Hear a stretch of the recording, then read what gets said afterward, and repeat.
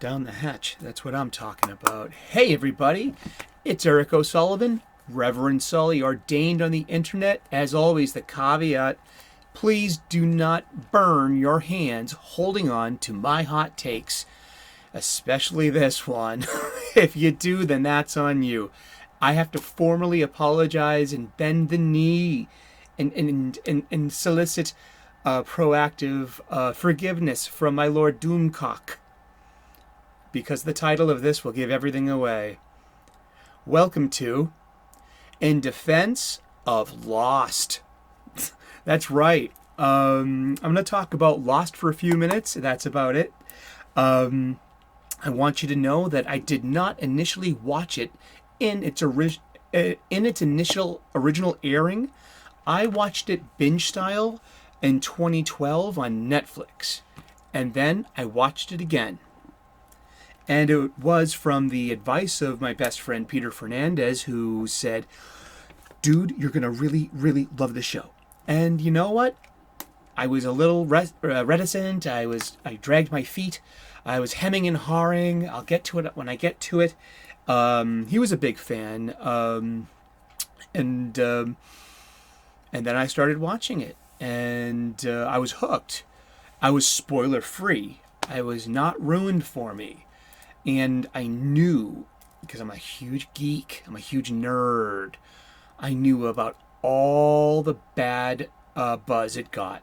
And, you know, deservedly so. I respect anyone's bad opinions of Lost. I mean, it defines a lot of modern woes in our storytelling, especially with these same producers. I mean, there is a lot of well-earned gripes for Lost, but I don't need to go there. I just want to talk about a few basic things that I loved about it. Firstly, it reminded me of an old show I watched as a small child. It was on something called Banana Splits, and it was a live-action island adventure show called Danger Island. It was directed by a very young Richard Donner, who went on to do Superman and Lethal Weapon, and we all know those movies, right? And it had everything that was visually in Lost: blue water, sandy beaches, pirates and adventures, and a mysterious island boy named Chongo, which means monkey in Spanish, but the big line would be, "Uh-oh, Chongo!" And Chongo would literally come up on a vine with a jungle call and come in to save the day and help the good guys punch out the bad guys. There was the old professor, there was the blonde girl, and a very young Jan Michael Vincent on that show too. And he was the hunk, you know. So, and here we have Lost, and I've watched it 4 times now. I watched it again last year over lockdown, which was very appropriate, being all trapped on the island, you know, trapped inside the hatch like Desmond. I want to say something about Desmond. Desmond Hume is not just he's not just a Doctor Who pastiche. He is a literal Tom Baker reference. Tom Baker, the 4th Doctor Who.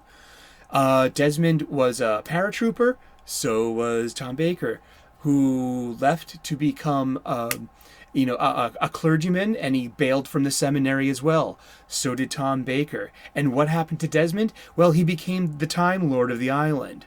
And so, I mean, Desmond is a Doctor Who reference, and he is literally Tom Baker's autobiography. You know, that's deep level geekdom for us. And I'm just going to talk about the ending real quick. I got the ending the first time I watched it. And the ending is very derivative of anime. The ending of Lost, Jack's touching the casket in the finale in the church, that was Shinji in the end of Evangelion.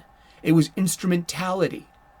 And it was this, and I got Eva back then, and the whole oneness of the soul and going forward somewhere. And I just saw from the get-go that, oh wow, they're ripping off Eva. This is the Evangelion ending. This is instrumentality. And, well, for the mass public, you know. So, and I get all the criticisms and the bad feelings about Lost. I really do. It's the model of, you know, what is, you know, corporate competence out of these TV shows.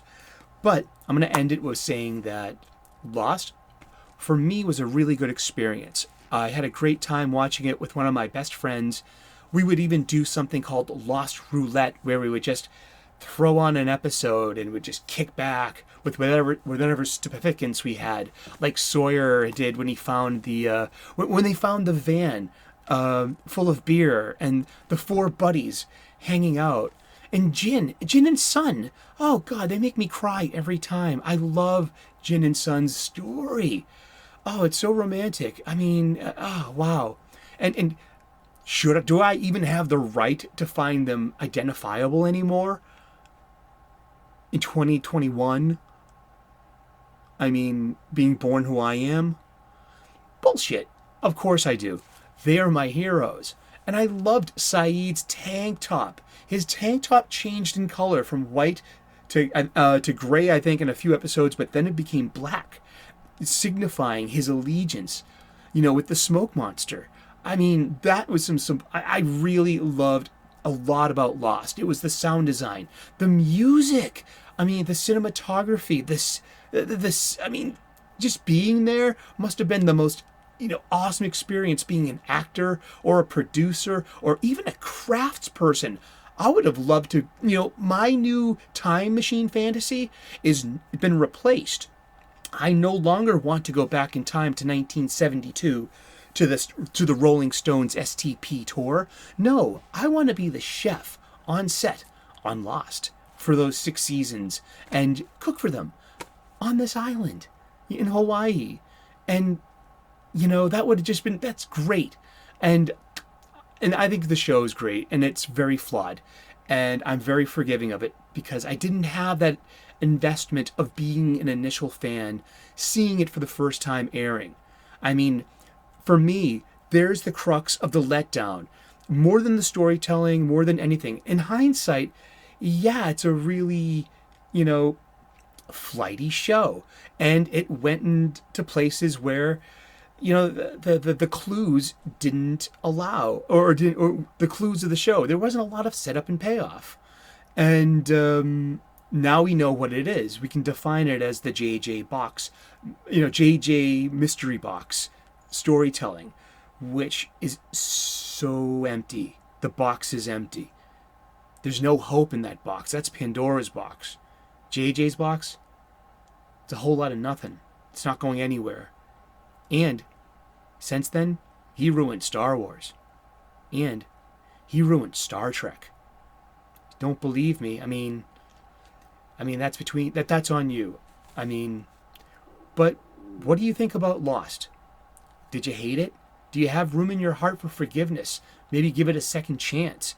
It's actually, this is a great ensemble cast. Michael Giacchino's music, that's like what introduced this guy to the world. Unfortunately, I think he's been playing that same song since. But what do you think? You like this content? Give me a thumbs up. You don't? Give me a thumbs down. I'm a big lad. I can handle it. Leave a comment in the comments section and give me a subscribe if you like this. I also do cooking videos, and I'm an ordained minister. I'll be doing spirituality, and thank you. And yeah, I mean, it's about Lost, and that's just my hot take. And God bless you. Please forgive me, Doomcock, and hi to my best friend Peter Fernandez, who turned me on to this. Cheers. Back into the hatch.